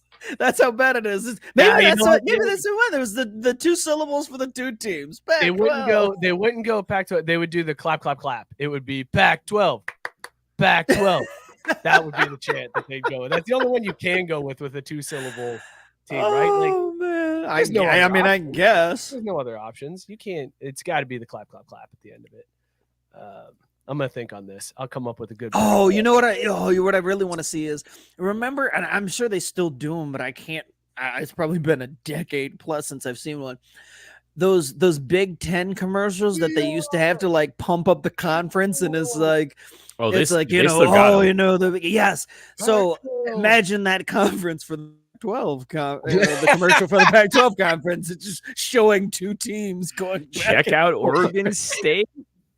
And that other school. Pac-12 pride. Washington State. There we go. Also, the Big Ten has that. It's like the animated commercial, which this year is even better because now it expands to the West Coast. Which is like wow, you sure made that look like a very short distance in that commercial, but fucked. That's wrong. The Pac-12 would basically just be like, it like zooms out and it's like stops right there. Just like, oh, you can see them both. That's pretty cool. It's all in the same drone shot. Yeah. What a great commute, guys. This is the first year the SEC hasn't had divisions with the addition of Texas and Oklahoma. Okay. All right. Dynamite drop in. Appreciate that. I had to complete the thought, man. What do you think? I'm just going to sit here with it hanging out? No, put that thing away.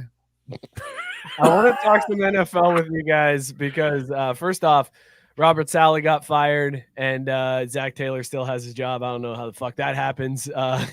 Robert Saleh has won more games than Zach Taylor has this year and still got the can. Scott, how much did Aaron Rodgers have to do with this? Was it all of it or just 90%? It wasn't all of it, but I'll tell you what factored into it. Race card. Are you going? Hold on. Are you going with the conspiracy theory that I've seen floated? Should we get the music started? Should we find? I haven't seen one, but I'm here for it. Start the music. I got one for you right now. Aaron Rodgers had 100% to do with it because he hid drugs in Robert Saleh's desk, and then that's how it went down. Yeah, I'm going with the angle that it had more to do with Zach Taylor. What? Like if Zach Taylor coached in New York, he'd still have a job today, is what I'm saying. Oh, that's fair, and that is very similar to the conspiracy theory that is going on because Sunday in the game, Saleh was wearing like a Jets pullover, and on the sleeve was a Lebanon flag patch that he had put on the sleeve. Clearly aftermarket, not something that comes standard on a Jets sideline gear. And fans fans are saying that Saleh was fired for that For the record, I do not think that's why he was fired. I think it probably has more to do with Aaron Rodgers, and supposedly, this is another conspiracy theory, supposedly Saleh demoted Nathaniel Hackett and told him he wasn't going to be able to call plays, and then 5 minutes later was fired by the Jets. I don't know if that's true, but that one sounds more believable than the Lebanon flag. So that's the conspiracy theory, Scott. We don't have to dive into that one. But he's gone. That's short-lived there in New York. What? He was there for like 5 years. No, he wasn't. It's No, only been I think this is the start third year. I was gonna say I think this is year 3, Yeah. maybe year 4, maybe. No, because the first year they didn't have Rodgers. They get Rodgers last year, and then he got hurt right away, and then this was supposed to be fully. So he didn't even get like a full Beer Bong. season of Aaron Rodgers. Look, They signed knew in this was January of gonna- 2021. I So knew this this is his was fourth gonna. year. Okay, so he got 3 years and 5 games. No. Because I mean, if he played, because 21 and 22. All right, I guess he got hired in January of 22. You said 21, January of 21. or January 21. Okay, so then this would be his fourth season. Yes, this Okay. was his 4th season. He got like 5 games into his 4th season, and the 3rd season he had an injured Aaron Rodgers. Like that was supposed to be the savior of the franchise. On play one. Goes down on the first series of the first game. The dude got a bad rap, man. Like I'd take Rob in a second. Like bring him here to Cincinnati, like without a doubt. Drop Zach Taylor now and hire Robert Saleh to finish out this season. Unfortunately, I called this weeks ago. A buddy of mine sent me a text and he's like, "Who do you think gets fired first?" And it was between Taylor, Saleh, I think Doug Peterson. There were 5 names, and I can't remember the other 2. But without hesitation, I immediately said Saleh's going to get fired first. And even I didn't think it would be this fast, but I said he's going to get fired first because the Jets are an absolute garbage franchise. And they are. The minute he took that job, I was like, well, he's going to get fired because that's how the Jets do. Like the Jets don't see anything through.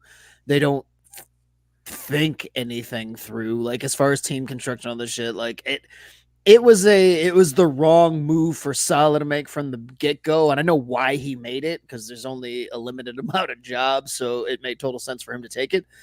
But working for a franchise like this, it reminds me of the same thing that I saw. I'm like Mookie. I saw a meme floating around this week, and it pointed out how the Jets have taken 3, and I cannot for the life of me remember the third quarterback, but 3 of the quarterbacks that were taken in the first round that are now succeeding with other teams. And you have Darnold, who's doing his thing in Minnesota after having been drafted early by the Jets, and fucking Geno Smith in Seattle, this is now his 3rd season where he's performing well. Like he performed really well.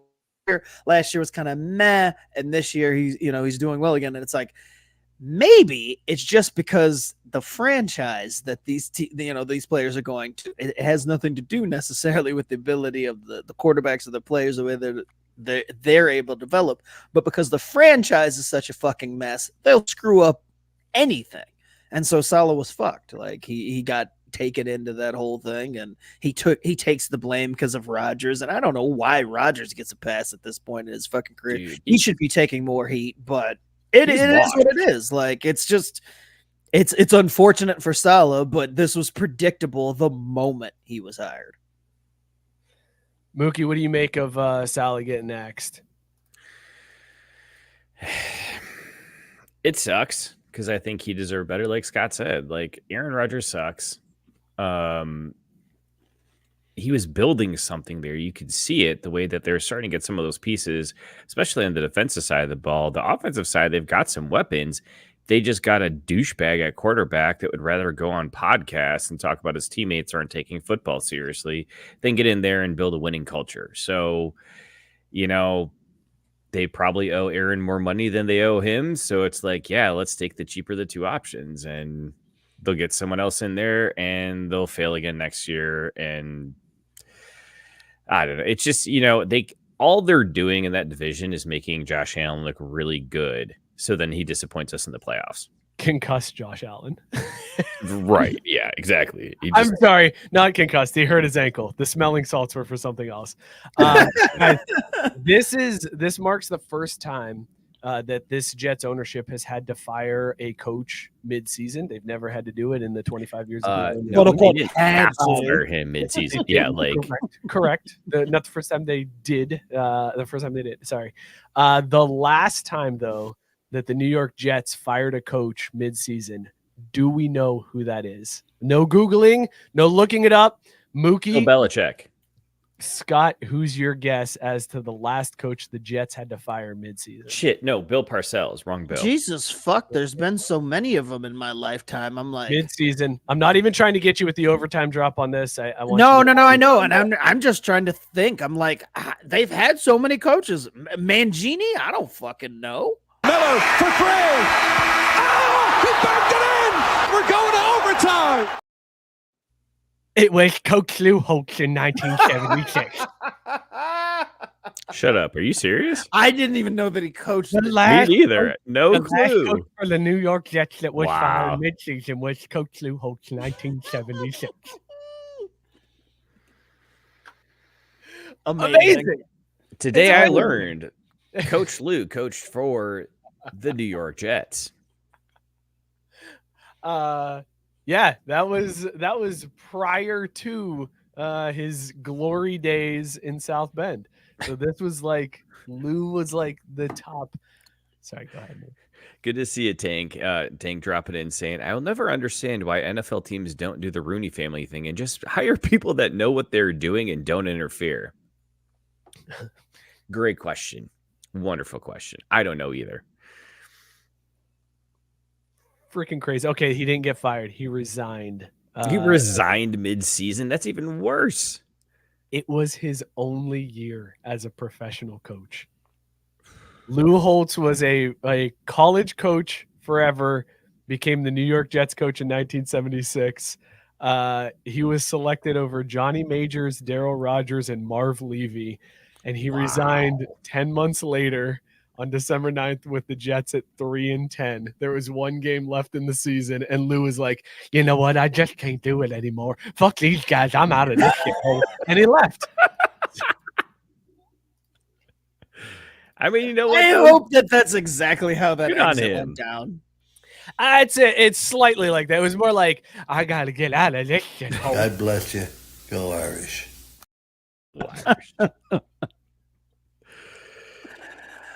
Oh my god, good All shit. right. Did you guys know that Jim Harbaugh is a big fat liar? He's a fat liar. That's a lying piece of fat. He sucks. He's a liar. Did he lie about his tattoo? Remember that story that came out this offseason where Harbaugh was like, yeah, I'm in talks with Colin Kaepernick to be on the coaching staff. I offered it to him, and he's out of the country, and we're going to talk when he gets back, and we'll see what happens. And then he was like, yeah, it's not going to work out this season. Staff's set, and maybe not next season. But I got love for Colin, and I would love to see him.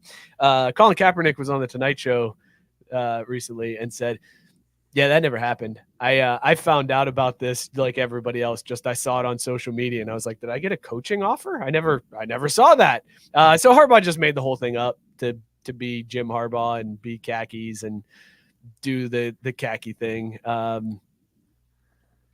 Here's my shocked face. Scott, defend your boy. I know this is your boy. Defend your boy. This one's tough. Because Harbaugh's my boy.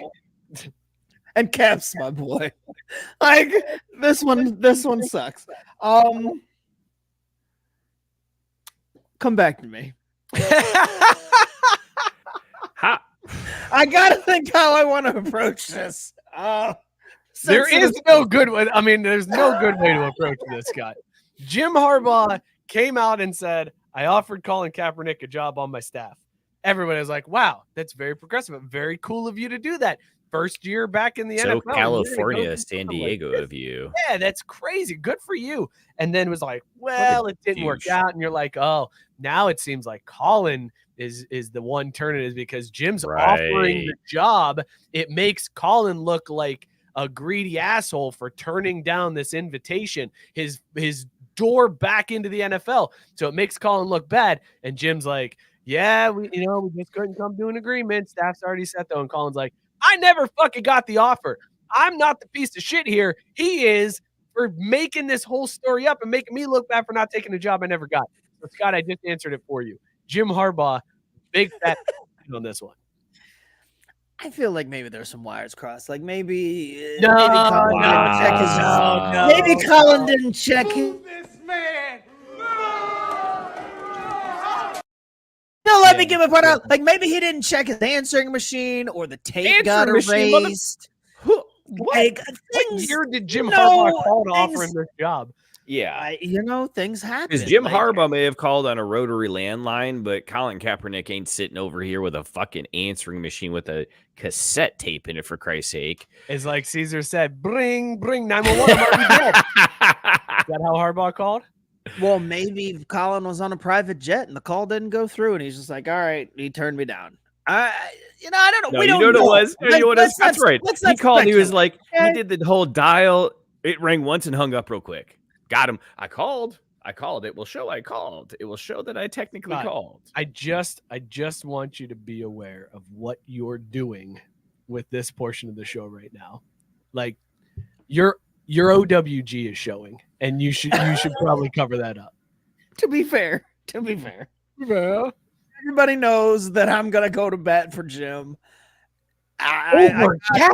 You're going to bat for Jim over not over Cap? Not over Cap. Not You over Cap. are. If you're going to bat for Jim in this instant, you're going for the bat. Going to bat for Jim over Cap.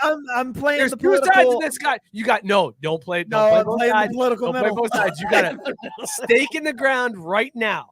Is Jim Harbaugh a liar, or is Cap greedy for turning down the job? You can only pick one. There can only be one. Highlander. What if Jim didn't get Colin's new phone number? No. Jim called the wrong number, and the person didn't answer because they're like, I don't know, the fucking California area code. Like, who the fuck? And so he's just like, well, Colin doesn't want the job. It's fine. I'll move on. Hold on a second. So you're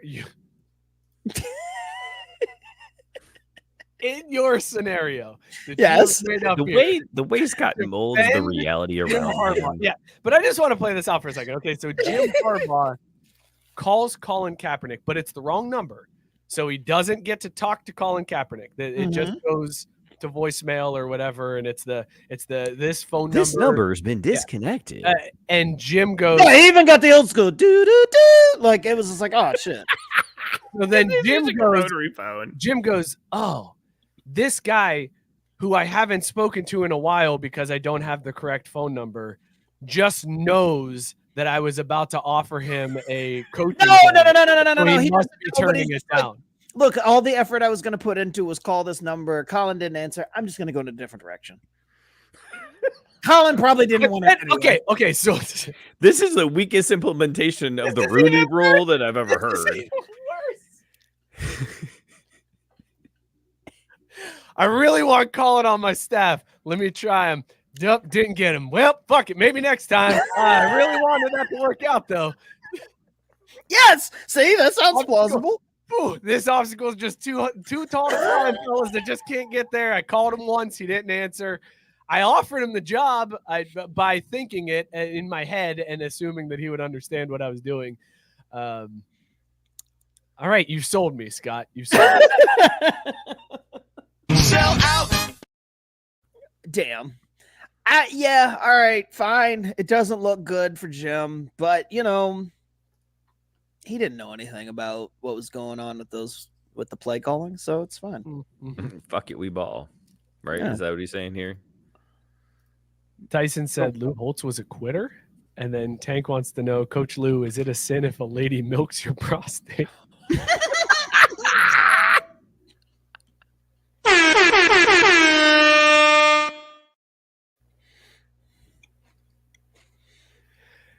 Tank, old Coach Lou Holtz has never had an experience getting his prostate milk, but I've heard some good things about it. Here's the thing, though. That's exit only for Coach Lou Holtz. No way.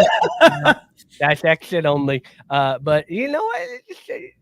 It's not a sin as long as you ask forgiveness on your deathbed. Just don't say anything beforehand. Just right before you die, just like, dear Jesus, I let a lady put her finger up my booty hole and milk my prostate. So, my bad. You don't worry about the no's. You only worry about the yeses. The no's determine your future, not the yeses that will come. Sounds like they weren't hard to come by. Got his prostate milked. Good use of the board. That is excellent. David said BYU. There you go. That settles it right there, fellas. I don't know where BYU David's at in the show. He might be trying to catch up live. I don't know what that comment refers to, but thank you, David, for checking it out. All right. Another NFL story, and then we can probably wrap this one up. Fellas, Kyler Murray is apparently getting the bag. Did you see his new endorsement deal? Did you see what he signed on for? Mm-hmm. Nobody's seen. I get to tell you. Kyler Murray tweeted out recently, "To the trolls who memed me into a bag, I thought you. this was fake. I'm officially launching my @Call of Duty partnership. Hashtag replacer. Hashtag Black Ops 6. So I thought that was a fake meme. Like I saw the headline and the quote, and I was like, certainly he didn't say that like that. And that's not real. That would have come across my desk. Like I heard about Arizona Cardinal and Call of Duty. Like that wouldn't have missed my orbit. Just ignored it. Scrolled right past it. That's real. It's real. It's absolutely real. And it's amazing that he called out the trolls as like the reason why he got it, which is true. Like if you think about it, all of Kyler Murray, everything we talked about prior to this season was like how he plays worse after a Call of Duty game comes out, how that was in his contract. If you remember, that was a story that was going on that like they put it in his contract that he can't play. Facts.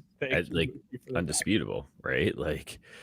But then they took it out of his contract, and it became a laughingstock, and it led him to the bag. And I love him calling it out, saying, "To the trolls who memed me into a bag, thank you." What a great way to announce this. I wish that I could announce something. Scott, this might be the best badass announcement that I've ever seen from a professional athlete ever. It is, because again, I thought it was fake when I first saw the headline. I'm like, that's it. It looked like something somebody would make up, like the quote. I was like, that sounds like something like I would say and be like, oh yeah, no, attributed to an athlete. Like, yeah, thanks for getting me the bag, you dumb motherfuckers. And he actually said that, like, despite the fact that he beat the 49ers this past weekend, kudos to that bitch for securing the bag. All right, we're gonna do also Short King. Love it. King. He is a short king. You're right. That's another one of your boys there. Real quick story here before we get out of here. Boom shakalaka! LeBron and Bronny shared the court for the first time ever. Cool. Let's talk about these beers we're drinking.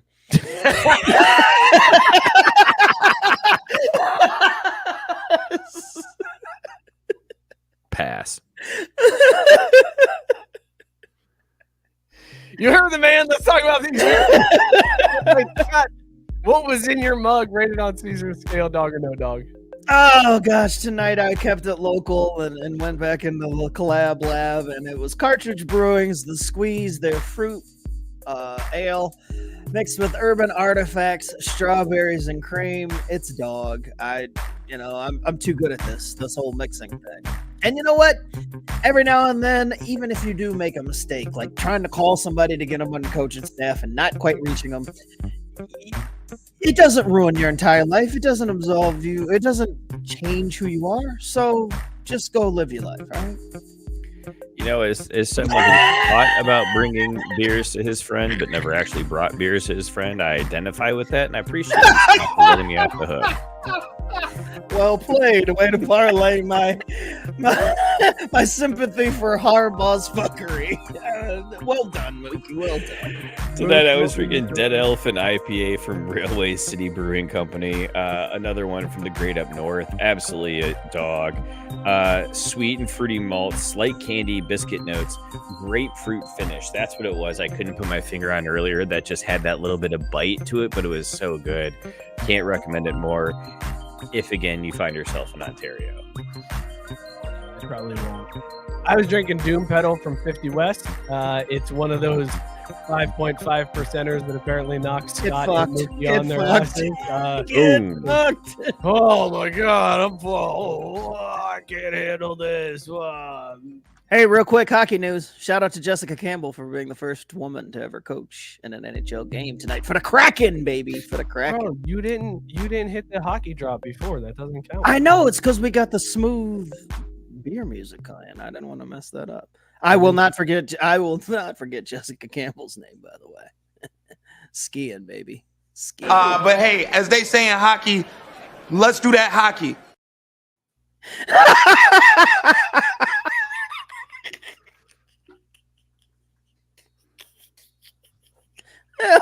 This has been a show. It's been a show. 1, 2, 3, 4.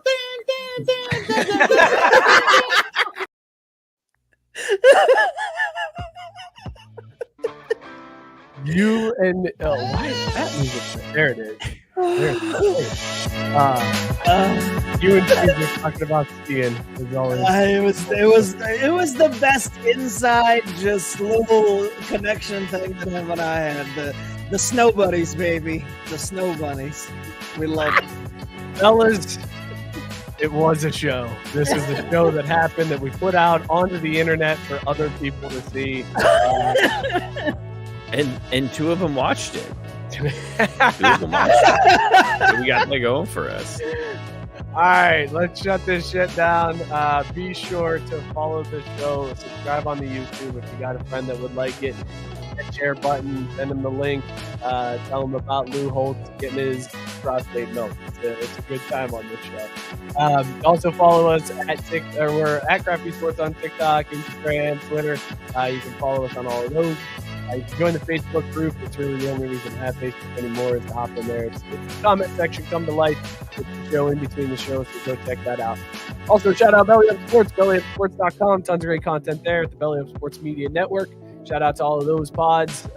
Go sub, rate, and review all of those shows as well. We will see you guys next week. Cheers, everybody. We skiing, baby. You'll never walk alone. Horns up, right until we die.